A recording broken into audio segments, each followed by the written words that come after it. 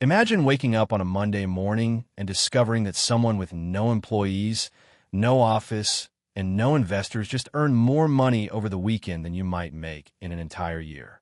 Not by winning the lottery, not by inventing a revolutionary product, but by using artificial intelligence. At almost the same time, someone else opens an email informing them their job has been eliminated because the company is adopting AI tools. Two people, one technology, completely opposite outcomes. That's the strange reality unfolding right now. AI isn't simply creating jobs or replacing them.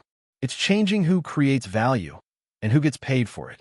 The real question isn't whether AI will reshape the economy. It already has.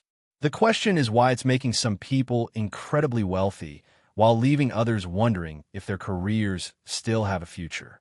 Whenever a major technology arrives, history follows a familiar pattern. The steam engine transformed factories. Electricity changed entire industries. The internet created companies worth trillions of dollars.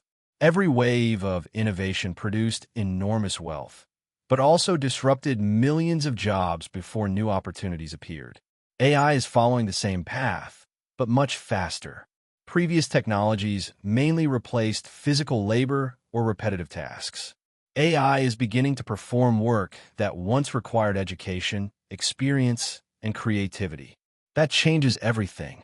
Think about what happened just a few years ago. If you wanted a logo, you hired a designer. If you needed marketing copy, you hired a writer. If you wanted software, you hired developers.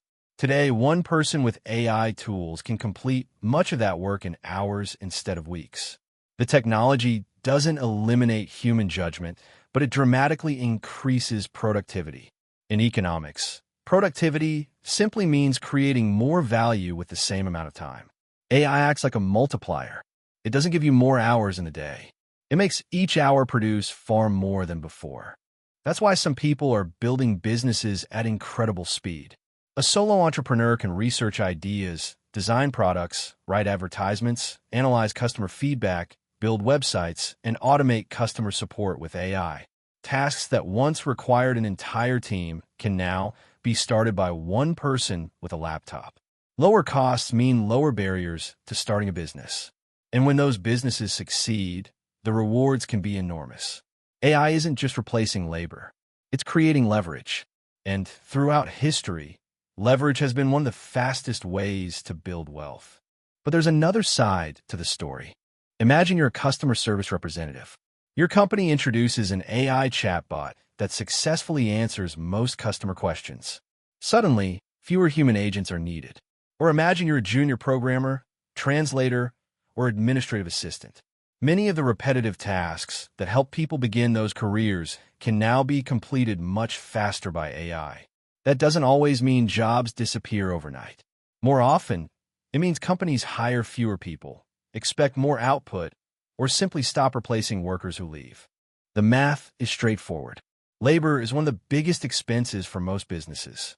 If AI allows 10 employees to produce the same work that once required 15, profits increase. Investors reward efficiency. Companies pursue it.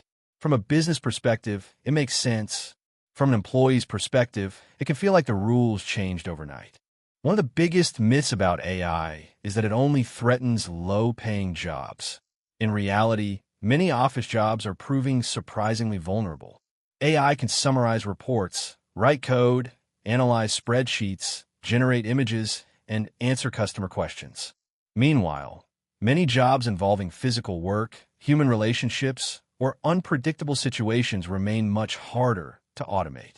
A plumber fixing a hidden leak or a nurse caring for a patient still performs tasks that AI cannot easily replace. Another difference is ownership. The biggest fortunes in history rarely came from simply working harder. They came from owning valuable assets, factories, real estate, stocks, software, or intellectual property. AI follows the same rule.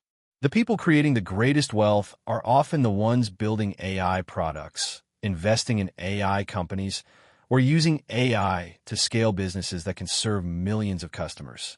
Technology makes it possible for one person to create value on a scale that once required an entire organization. Of course, AI doesn't guarantee success. For every AI startup that becomes profitable, thousands quietly fail. Social media highlights extraordinary success stories because they're exciting, not because they're typical. Most successful businesses still require good ideas, strong execution, customer trust, and persistence. AI speeds up the process, but it doesn't replace those fundamentals. Perhaps the biggest shift isn't technological. It's economic. AI changes what the market rewards. When information becomes easy to generate, original thinking becomes more valuable. When routine tasks become automated, creativity, decision-making, and communication become more important. The advantage slowly shifts away from simply doing work toward directing, combining, and improving it. And maybe that's why this moment feels so uncertain. The gap between those benefiting from AI and those struggling because of it isn't only about technology. It's about timing, adaptability, and ownership. The same tool that helps one person build $1 million company can help another person's employer eliminate their position. Both outcomes can exist at the same time. So perhaps the biggest story isn't that AI is creating millionaires. And it isn't that AI is replacing workers either. The real story is that artificial intelligence is changing who captures value in the economy. Because if one technology can dramatically increase the rewards for those who own it, while reducing opportunities for those who simply work with it, then the future of wealth may depend less on working harder and more on understanding how value itself is being created. The question is no longer whether AI will affect your career. It's whether you'll learn to work alongside it or compete against it.